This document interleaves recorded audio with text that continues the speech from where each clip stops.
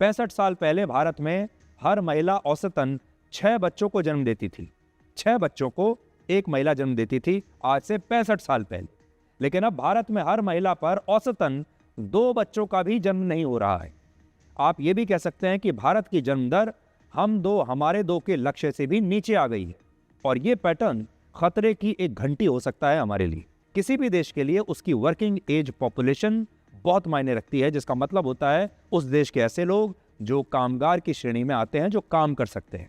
भारत में अभी 15 से 64 साल के कामगारों की आबादी 68% है, और इस लिहाज से भारत की वर्किंग एज पॉपुलेशन चीन से भी ज़्यादा है।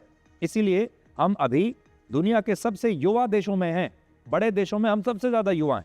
सबसे ज़्यादा ऊर्जा, सबसे ज़्यादा ताकत हमारे पास है काम करने की, क्योंकि हमारे पास सबसे ज़्यादा युवा हैं। हालांकि जिस तरह जन्म दर कम होने से चीन की आबादी बूढ़ी हो रही है, वैसा ही संकट भारत के सामने भी आ सकता है।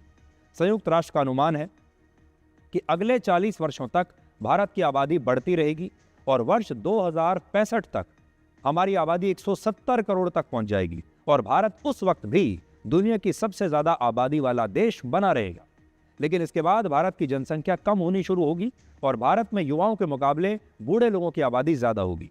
मौजूदा समय में भारत की आधी आबादी की उम्र 28 साल से कम है, और आधी आबादी की उम्र 28 साल से ज़्यादा है।